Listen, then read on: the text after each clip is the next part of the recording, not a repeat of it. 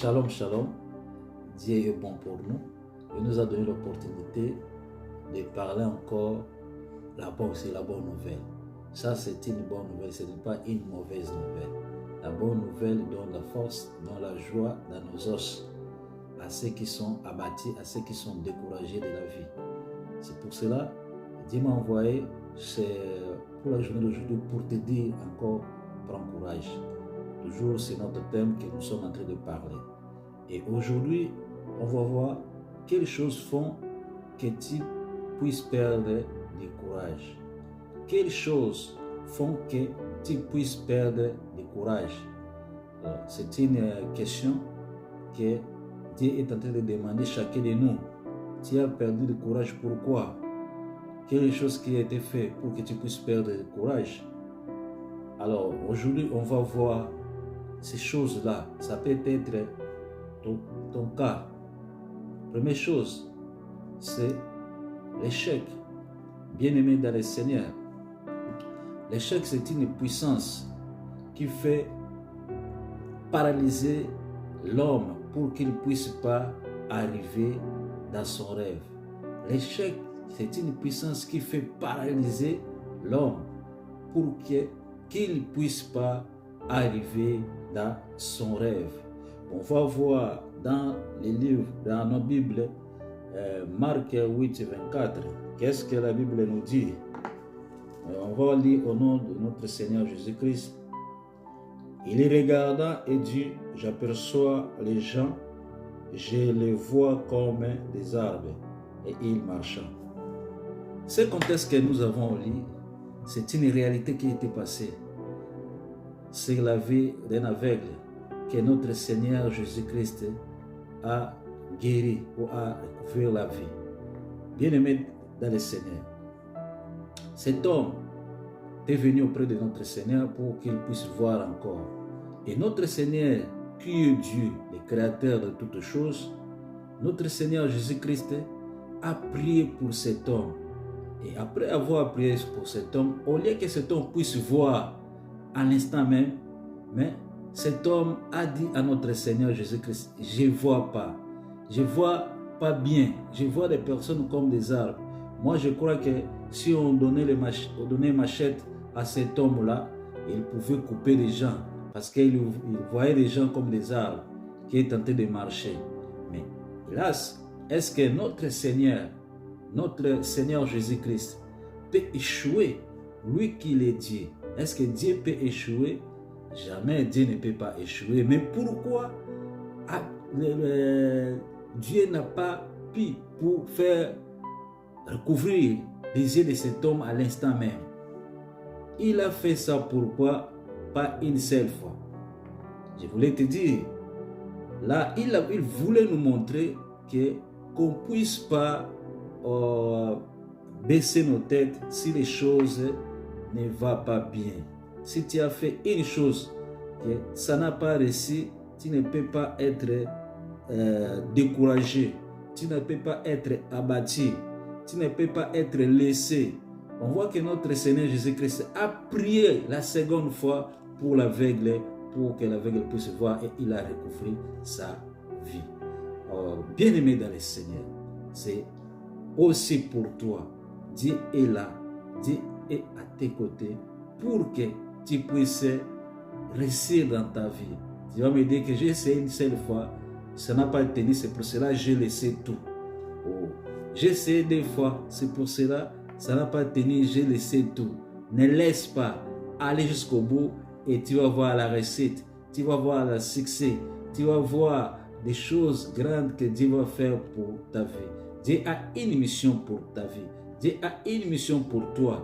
Dieu a une chose qu'il va faire et que les gens vont admirer tout ce que Dieu va faire. Ne mets pas ta tête en bas, mais lève ta tête, marche. Allez encore, allez essayer encore. Tu vas voir la main de Dieu, que ça va faire de grandes choses pour ta vie. Tu vas réussir l'endroit que tu as échoué. Là que tu as échoué, je vais te dire que c'est là même que tu vas réussir. Que Dieu te bénisse. Deuxième chose, quelles choses font pour que tu puisses perdre de courage? Deuxième chose, c'est quoi? C'est écouter les mauvaises nouvelles. Bien-aimés dans le Seigneur, aujourd'hui dans ce monde, si beaucoup de gens sont détruits, si beaucoup de gens, à leur vie sont stationnés ou sont stoppés, si beaucoup de gens marchent en regrettant parce qu'ils ont écouté et ils sont découragés complètement, ils ont laissé tout. La Bible déclare, dans le livre de Josué des 11, ici, la Bible nous parle de l'histoire d'une femme, Rahab la prostituée. Après la libération des enfants d'Israël, Dieu les a envoyés pour aller prendre la ville de Jéricho. Et là, les enfants d'Israël sont envoyés des gens pour voir comment la ville était. Quand ils sont arrivés là-bas, ils ont rencontré une prostituée qui s'appelait Rahab. Et il a commencé à lui parler. Nous avons écouté ce que Dieu a fait pour vous. Dieu vous a libéré de l'Égypte. Il a fait que vous puissiez traverser la mer. Il a fait de grandes choses pour vous. Et tout ce que Dieu a fait pour vous, nous avons écouté ça. Subitement, nous avons perdu du courage. Il y a beaucoup de gens, en écoutant seulement les paroles des médecins, quand le médecin te le dit, non, toi ta vie, tu ne vas pas prendre encore, tu ne vas pas faire encore une année, tu ne vas pas faire encore un mois, tu vas mourir. Là, aller arranger avec ta famille. Et cet homme-là, il a perdu du courage. Mais je te dis, la parole des médecins, ce n'est pas la parole de Dieu. Dieu reste dans sa parole. C'est que le médecin dit que tu vas mourir, mais je vais te dire, ce n'est pas Dieu qui t'a dit que tu vas mourir. Dieu t'a dit que tu vas avoir encore la vie. Ta vie sera longue. Mais le problème de toi, il faut que tu puisses lever ta tête, prier Dieu, prier notre Seigneur. Il va faire des miracles pour ta santé. Il va faire des miracles pour ta vie. Il y avait des gens qui avaient des myomes, mais les myomes ont disparu dans leur ventre. C'est des grands témoignages. Il y avait des gens qui avaient des grandes maladies. Au moment de l'opération, la maladie a disparu parce que ces gens-là, ils ont crié à Dieu. Ils ont crié à notre Seigneur Jésus-Christ. Et Seigneur Jésus-Christ a fait des miracles dans leur vie. C'est pour toi aussi, Dieu va faire des miracles. Ne te décourage pas. Tu es découragé pourquoi? À cause, tu as essayé la première fois, tu n'as pas réussi. Tu as découragé pourquoi? Parce qu'on t'a dit n'allez pas là-bas. Cette affaire-là que tu vas faire, tu vas échouer parce que moi aussi j'ai fait ça, j'ai échoué. Toi, tu n'es pas cet homme-là. Toi, tu n'es pas cette femme-là qui a échoué. Mais toi, tu es toi. Tu n'as pas le même jour. Vous n'êtes pas nés le même jour avec elle ou avec lui. Même ici, vous n'êtes pas le même heure que tu étais né avec lui. Même seconde, donc vous êtes différents. L'endroit, l'autre a échoué, c'est l'endroit que toi, tu vas réussir. Ne te décourage pas. La Bible déclare que tu ne peux pas perdre du courage. Il faut que tu puisses prendre courage. Lève ta tête et marche. Et Dieu va faire de grandes choses pour ta vie. Car dans le livre de Psaume 112, verset 7, heureux l'homme qui ne craint pas de mauvaises nouvelles. Cela veut dire, un homme que Dieu a appelé, un homme que Dieu a choisi, il ne peut pas craindre de mauvaises nouvelles. Heureux l'homme qui ne craint pas de mauvaises nouvelles. Heureux l'homme qui ne craint pas de mauvaises nouvelles. Les enfants de Dieu ne peuvent pas craindre de mauvaises nouvelles parce que Dieu est à tes côtés.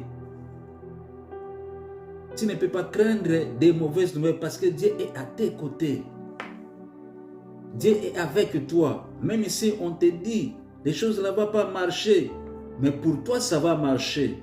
Parce que tu as mis ta confiance à Dieu. Et Dieu va faire de grandes choses. Dieu va faire de grandes choses pour ta vie. Dieu a une mission pour toi. Dieu a un plan pour ta vie. Il va te guérir, il va te bénir, il va faire des miracles pour toi. C'est pour cela, prends courage. Troisième chose, quelles choses font que tu puisses perdre courage? C'est les choses que nous voyons dans ce monde. Luc 21, de 9 jusqu'à 19. L'histoire de Christ qui est en train de dire les choses qui vont passer dans ce monde. Mais il nous a dit de prendre courage. Christ a dit, il y aura des pestes qui vont passer dans ce monde. Christ a prophétisé déjà sur ça. Et aujourd'hui, nous avons vu beaucoup de maladies qui étaient passées dans ce monde. Et les maladies qui étaient passées, même le Covid, beaucoup de gens sont morts parce qu'ils ont écouté seulement que bien, j'ai un Covid. Après, ils étaient morts. Bien-aimés dans le Seigneur, notre Dieu est bon. Notre Dieu est glorieux. La Bible est claire. Une nation s'élèvera contre une nation. Il y aura des bruits de guerre. Il y aura des famines. Par-ci, par-là.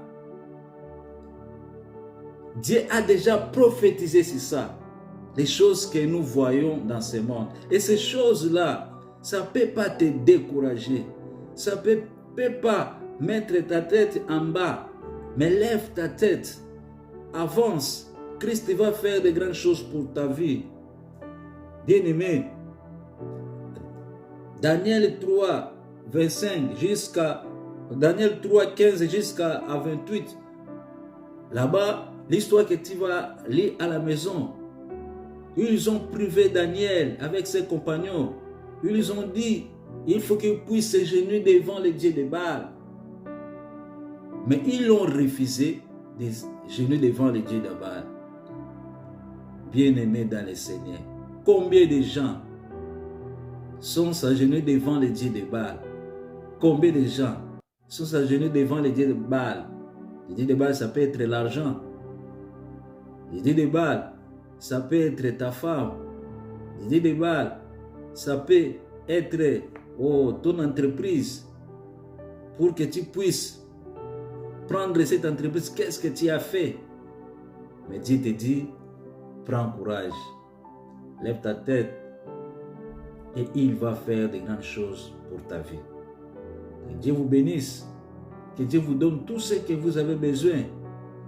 Et ceux-là qui ont besoin de guérison, que Dieu vous guérit. Au nom tout-puissant du Seigneur Jésus-Christ de Nazareth.